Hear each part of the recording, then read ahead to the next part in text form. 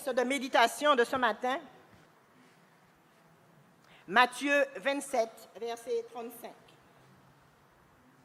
Le thème d'aujourd'hui, nous sommes toujours dans le thème revêtu de grâce, mais aujourd'hui nous allons parler d'être revêtu de Christ. Après l'avoir crucifié, ils se partagèrent ses vêtements en tirant au sort, afin que s'accomplisse ce qui avait été annoncé par le prophète dans le psaume 22, verset 19. Ils se sont partagés mes vêtements et ils ont tiré au sort ma tunique. Baissons la tête. Ô Éternel, mon Dieu, reçois notre adoration. Nous venons partager ta parole.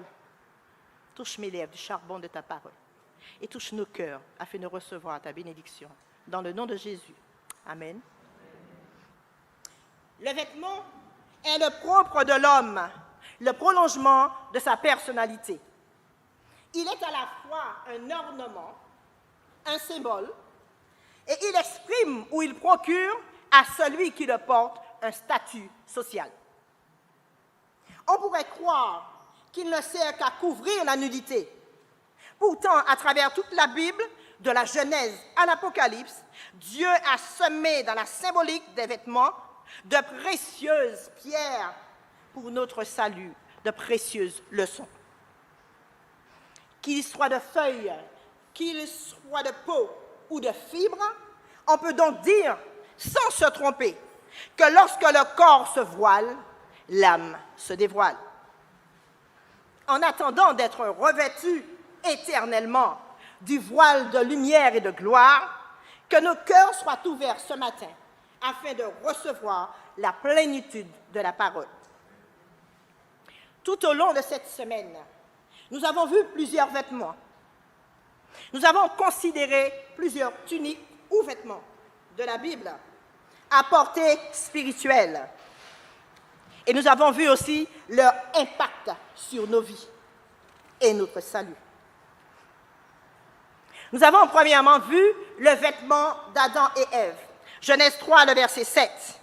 Après la chute d'Adam et Ève,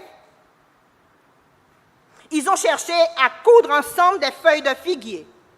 Ils cherchaient à en faire des ceintures pour cacher leur nudité. Mais cette ceinture s'était avérée inefficace au moment où Dieu est entré dans le jardin.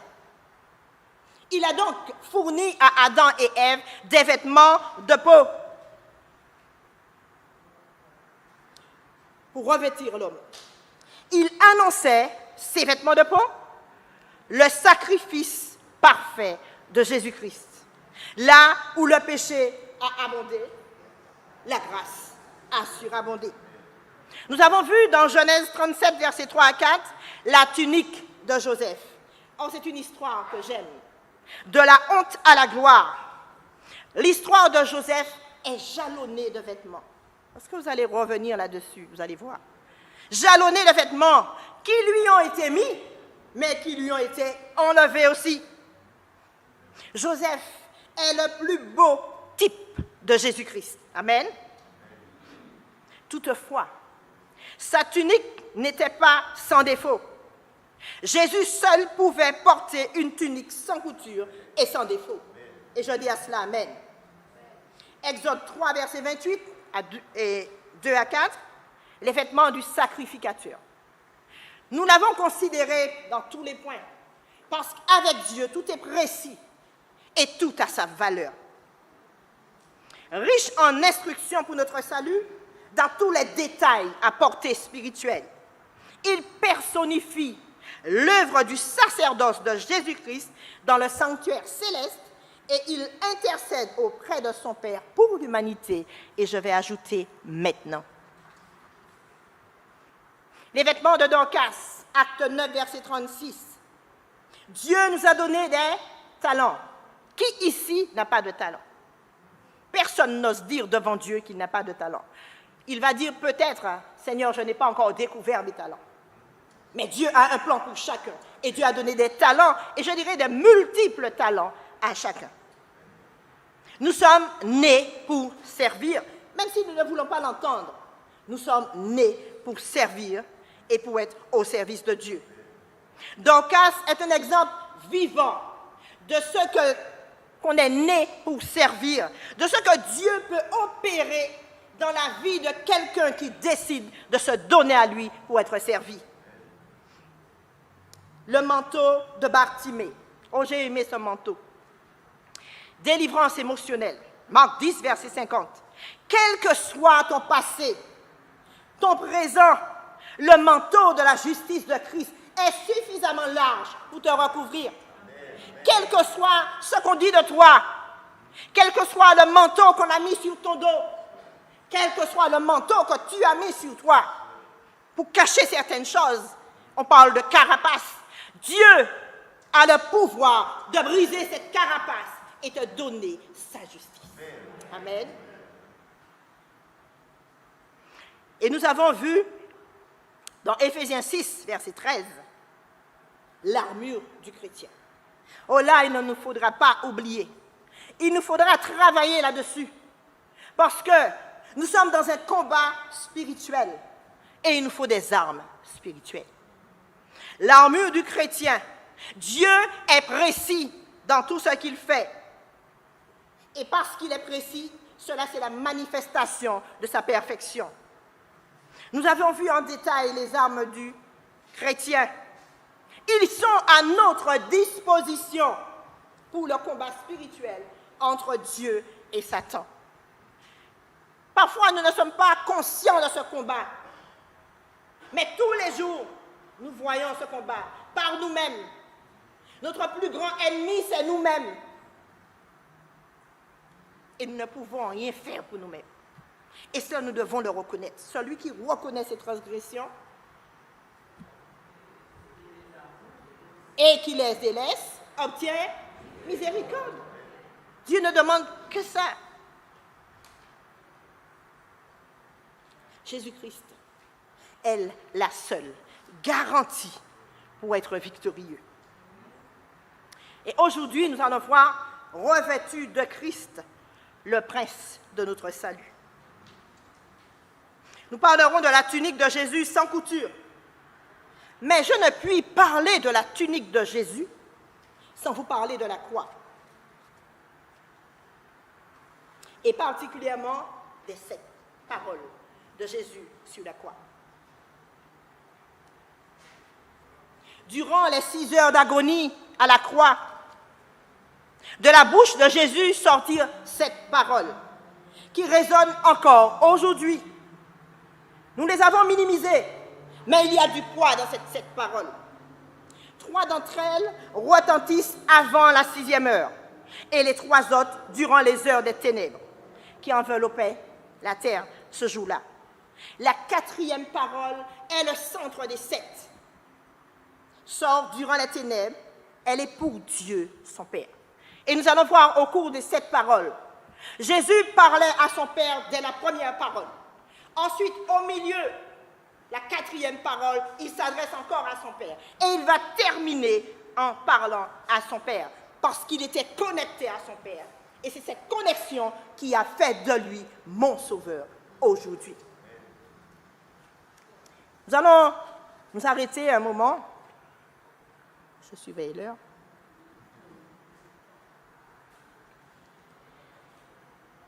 De Gethsémani à la croix, Jésus a souffert.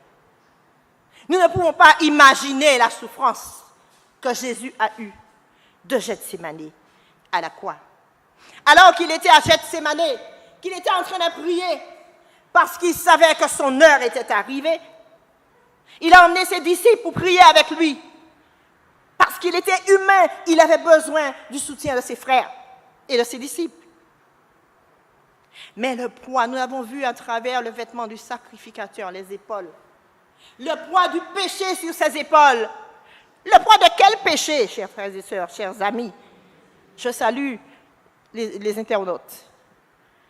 Le poids de quel péché? De ton péché, de mon péché. Ce n'est pas du péché de l'autre. Hein? De mon péché, de mes colères, mes mensonges, mes infidélités. Et je peux continuer la liste jusqu'à demain matin. C'était ce poids qui était sur son dos. Pourtant, il ne l'avait pas mérité. Ce poids était tellement intense que les veines, les vaisseaux qui étaient à l'intérieur de lui ont pété et ils sont sortis par les pores du sang. Et c'est là a commencé. Depuis Gethsémane jusqu'à la croix, le sang a coulé 7 fois. Le salut a été gratuit, mais pas bon marché. Jésus va cheminer dans une souffrance.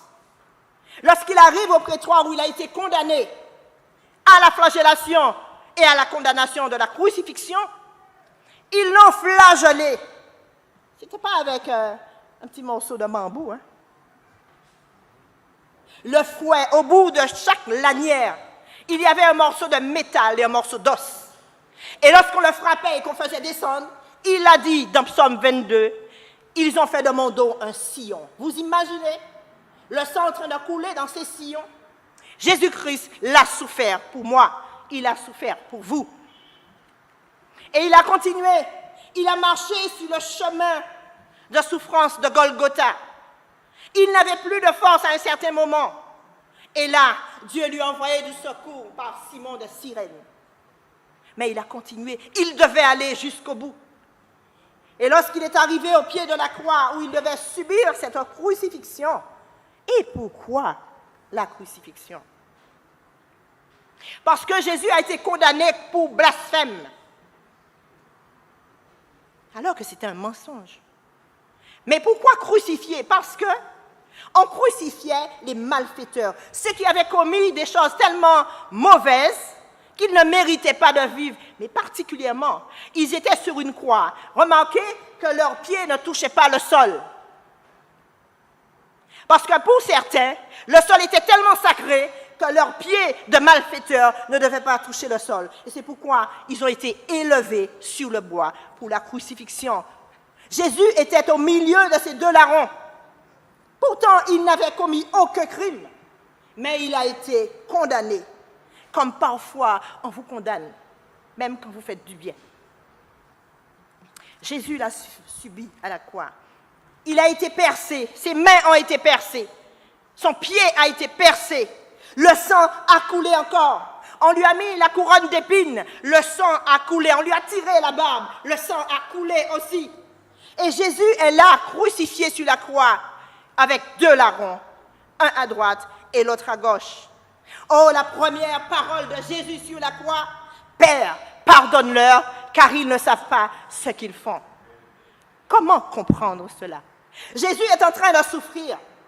Un crucifié sur la croix, le poids de son corps ferme ses poumons. Donc il n'arrive pas à respirer. Il doit faire un effort surhumain pour soulever son corps pour pouvoir parler. Jésus va sortir de sa souffrance et il va parler. Le peuple est là devant lui. Ce même peuple qu'il a guéri, qu'il a nourri, qu'il a chassé les démons. Ce même peuple là en train de scander « Crucifie-le, crucifie-le ». Jésus va prononcer cette parole « Père, pardonne-leur, car ils ne savent ce qu'ils font ». C'est une prière adressée premièrement à son Père. Jésus est en train d'actionner le levier de la miséricorde de Dieu pour chacun de nous ici. Ce n'est pas négligeable. Jésus est en train de supplier à son Père, il ne le mérite pas, et c'est ça la miséricorde de Dieu. Nous méritons la mort, mais Dieu nous fait grâce. Il nous donne ce que nous ne méritons pas. Et c'est ce que Jésus est en train de demander. Donc, quel que soit votre problème, votre péché, réclamez la miséricorde de Dieu parce qu'il l'a pourvu à la croix. Quand nous sommes face à des personnes qui ne nous aiment pas ou qui nous font souffrir, saurons-nous prier pour ces personnes pour qu'ils soient pardonnés? Parfois, nous restons dans nos prisons. Notre orgueil nous empêche de pardonner. J'ai vécu cela. Mais quand j'ai reconnu que chaque fois que je me mettais en prière, je ne pouvais pas prier. Pardonne-nous nos offenses comme nous pardonnons. On ne répète pas ça machinalement.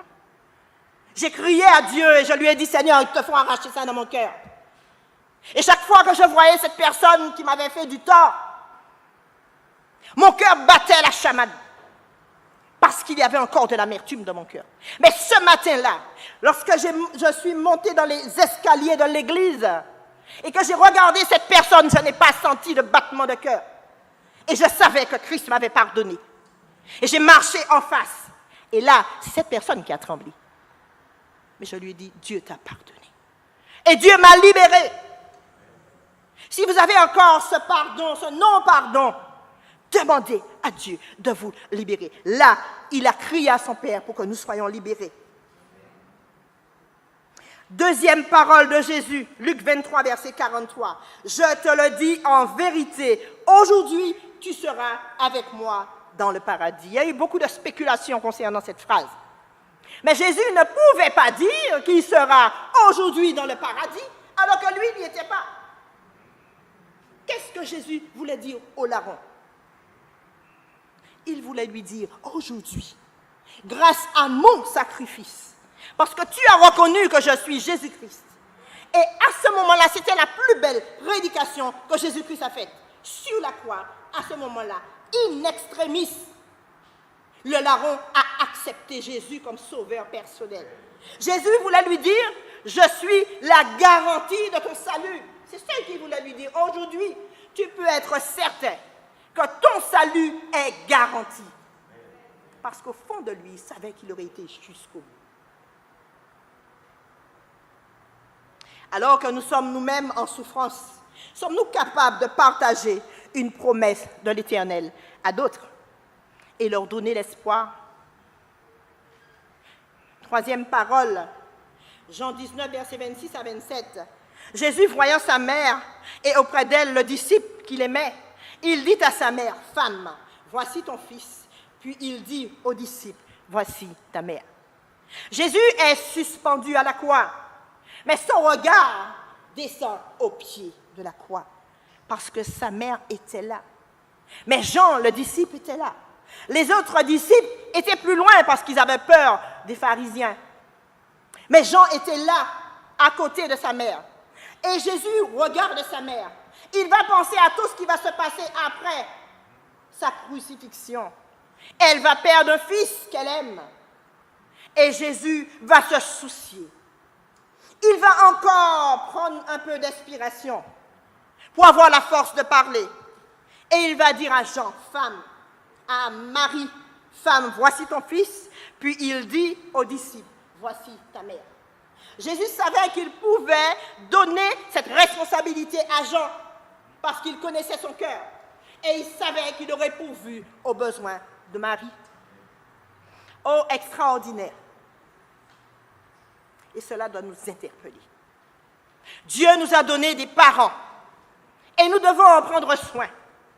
Malheureusement, dans nos aises, nous les abandonnons ou nous les laissons aux soins des EHPAD.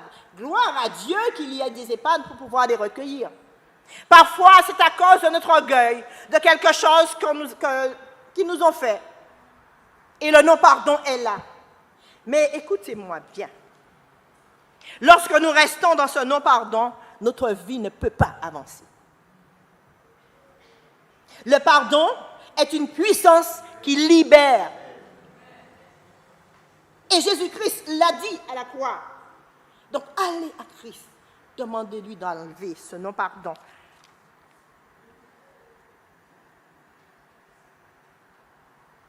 Quatrième parole de Jésus. Elle est au centre des 7 paroles. Et elle a toute son importance. Alors, j'aimerais juste ajouter que lorsque Marie se trouve au pied de la croix, elle s'est souvenue de la prophétie de Siméon qui lui disait qu'une épée lui percerait le cœur.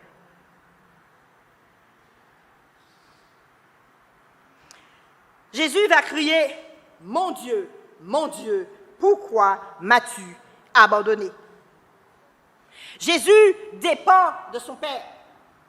Et là, dans sa souffrance, il ne sent pas la présence de son Père. Il ne le sent pas. Et c'est pourquoi ce cri va sortir de sa bouche. C'est un cri d'angoisse. Alors qu'il est en train de porter le péché du monde et que Dieu lui détourne son regard, il est seul. À ce moment-là, Il est dans toute son humanité. Il est seul. Et parfois, dans nos douleurs, dans nos interrogations, nous sommes seuls. Pourtant, nous avons de la famille, nous avons des frères et sœurs. Mais la confiance n'est pas là. Et nous gémissons tout seuls. Mais Jésus est là. Tournez-vous vers celui qui a donné sa vie. C'est un cri d'angoisse. À ce moment précis, Jésus se soucie que si son Père l'abandonne, nous sommes perdus. Mais le Père était là. Il ne s'est pas manifesté. Le Père était là. Il était toujours à la même place. Mais il fallait que Jésus-Christ aille jusqu'au bout. Et le Père ne devait pas intervenir. Il ne devait pas intervenir. Parce que s'il intervenait, Jésus-Christ ne nous aurait pas tirés de la mort éternelle. Parce que le sacrifice que Jésus est en train de faire ici, ce n'est pas pour la mort physique. Ce n'est pas une mort physique. Cela va beaucoup plus loin. C'est la mort éternelle. Lorsqu'Adam et Ève ont péché dans le jardin d'Éden, Dieu les a chassés pour qu'ils ne puissent pas toucher à l'arbre de la connaissance du bien et du mal, pour ne pas rester dans le péché éternellement. Et lorsque Jésus vient ici, il vient justement pour nous sauver de cette deuxième mort, la mort éternelle. Donc, il devait aller jusqu'au bout. Alors que nous sommes quelquefois en train d'abandonner Dieu et de lui tourner le dos, Jésus n'a-t-il pas ce même cri d'angoisse à notre égard? 5e parole dans Jean 19, verset 28. J'ai soif. Lorsque nous lisons le psaume 22, verset 16, Jésus dit « Ma langue s'attachait à mon palais ». C'est un psaume messianique et prophétique. Jésus dit « J'ai soif ». Parce que depuis le prétoire, jusqu'à ce moment-là, Jésus n'a pas bu. Il est déshydraté. Il n'a plus d'eau à l'intérieur. Son sang a coulé. Il est en train de se vider pour toi, pour moi. Sa langue colle à son palais parce qu'il n'y a pas de salive. Et Jésus va penser à toi. Il sait qu'à un moment de ta vie, tu auras soif de lui. Et il va subir cela pour que tu puisses trouver l'eau de la vie, parce qu'il est l'eau de la vie. Jésus dit cette parole afin d'accomplir cette prophétie de Psaume 22, verset 16. Ce qui nous montre que bien qu'un humain, il a soif, mais Jésus va jusqu'au bout de sa mission. Et on va lui présenter du vinaigre. C'est le minimum qu'on peut demander, un peu d'eau. Pourtant, ce minimum lui sera refusé. Et on va lui présenter du vinaigre. 6e parole de Jésus sur la croix, dans Jean 19, verset 30. Tout est accompli. Qu'est-ce qui est accompli? Toutes les prophéties messianiques ont été accomplies. Jésus est en train de dire, j'ai tout fait pour que ton salut soit assuré. J'ai tout fait pour que tu puisses avancer dans la vie. J'ai tout fait pour que tu puisses me donner ton cœur.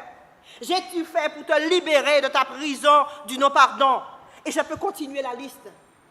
Parce qu'un jour, lorsque j'ai considéré la liste de nos manquements, on ne pouvait que pleurer. On ne se rend pas compte du mal qui est en nous. Mais Dieu seul peut nous sauver. Amen. C'est un cri de victoire.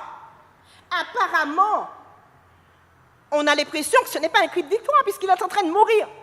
Mais c'est un cri de victoire parce qu'il a la victoire et il sait qu'il ira jusqu'au bout. Sa victoire, c'est ma victoire. Si nous nous arrêtons un instant pour penser à tout ce qui s'est passé pour Jésus, il ne nous reste qu'à pleurer et dire « Seigneur, je veux être avec toi ». Pourtant, il est allé jusqu'au bout par amour. Est-ce que nous sommes capables d'évaluer cette phrase? était accompli. Enfin, la 7e parole de Jésus sur la croix, Luc 23, verset 46, Père. Encore une fois, Jésus se tourne vers son Père. Il ne reste plus rien à faire. Tout est accompli. Il sent que la mort vient. Le souffle s'évanouit au fur et à mesure. Et il va remettre son esprit. Parce que n'oubliez pas, lorsque son Père lui a demandé de sauver l'humanité, il est descendu. Il s'est dépouillé de sa gloire. Il a traversé le ciel. Il est descendu. Et là, il va dire à son Père par ses paroles, « J'ai accompli la tâche. Maintenant, j'ai payé le prix pour que les hommes soient réhabilités, qu'ils ne soient plus des enfants d'Adam, mais des fils et des filles de Dieu. » Amen. Jésus est sur le point de mourir. Son souffle est en train de partir. Et là, au pied de la croix, il y a des soldats qui sont en train de tirer au sort sa tunique. Ce n'était pas à la position de Gethsémane. Les disciples étaient venus avec Jésus, pourtant ils se sont endormis. Ces soldats-là n'étaient pas en train de dormir. Ils étaient en train de tirer au sort la tunique de Jésus, parce qu'ils avaient vu quelque chose d'extraordinaire, qu'il n'y avait pas de couture dans cette tunique. Ils ont compris que ça valait un prix. Ils étaient en train de tirer au sort. Ce vêtement de la tunique de Jésus était sans couture, tissé d'une seule pièce. Caché aux yeux des hommes par le manteau, elle évoque les perfections intérieures de Jésus. Elle évoque les perfections intérieures de Jésus. Perfections que seul le Père pouvait apprécier. Il est sans couture parce que c'est une unité parfaite entre les pensées et les paroles et les actions de Jésus. Une unité parfaite. Il incarnait tout ce qu'il enseignait. Jean 8, verset 25. Il est tissé d'une seule pièce. Christ n'avait que seul et unique désir, celui de glorifier son Père. Et il peut lui dire à la fin de sa vie, « Moi, je t'ai glorifié sur la terre, j'ai achevé l'œuvre que tu m'as donnée. » Jean 17, verset 4. Il est tissé d'une seule pièce, du haut jusqu'en bas. Le Seigneur avait revêtu un corps humain avec tous les besoins liés à la condition humaine. Il était parfaitement homme. Il a connu la faim, il a connu la soif, il a connu la trahison, il a connu la tristesse, il a connu l'angoisse, il a connu la joie. Après la crucifixion du Seigneur, cette tunique n'a pas été déchirée par les soldats. Rien n'a jamais pu altérer la beauté et la perfection de la vie intérieure de Jésus-Christ. Amen. Oh, que le Saint-Esprit ce matin nous aide à toujours mieux percevoir la beauté de sa perfection.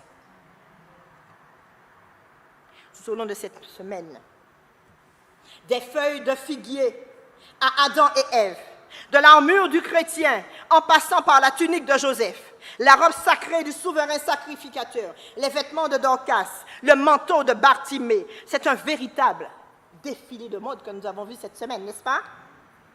Peut-être êtes-vous pour la première fois interpellé par le symbolisme des vêtements dans la Bible. Pourtant, il est très clair que Dieu leur a donné de la Genèse à l'Apocalypse une place importante pour nous permettre de comprendre le plan de sanctification qu'il veut pour nous. Mais la plus belle des robes, c'est la robe qu'il me propose, qu'il te propose à toi qui nous écoutes, qu'il propose à l'humanité, le manteau de sa justice. Amen. Voulez-vous de ce manteau de justice? Mais en fait, vous l'avez déjà, vous le savez. Vous l'avez déjà. Parce que lorsque Christ est mort sur la croix, il n'est pas mort pour les chrétiens ou les adventistes. Il est mort pour l'humanité entière. Il offre ce manteau de justice à tous seulement, si vous voulez l'accepter. Vous l'avez reçu Vous ne l'avez pas dans le sens que vous avez péché. Mais il a déjà payé, ce manteau. Donc, il suffit de lui dire, Seigneur, aujourd'hui, je veux te prendre comme mon sauveur personnel. Parce que j'ai compris et j'ai ressenti la douleur que tu as eue pour moi. C'est sa robe de justice qu'il nous propose aujourd'hui. Saisissons-la, emparons-nous de cette robe, car notre salut, c'est aujourd'hui. Si vous entendez sa voix, n'endurcissez pas votre cœur. Ainsi, puisque nous avons, et nous l'avons étudié tout ce trimestre, un grand souverain sacrificateur qui a traversé les cieux, Jésus le Fils de Dieu, demeurons fermes dans la foi. La foi est notre seule sauvegarde pour saisir ses paroles, pour saisir Christ, pour saisir ses promesses. Ne cherchons pas ailleurs. Jésus est la solution.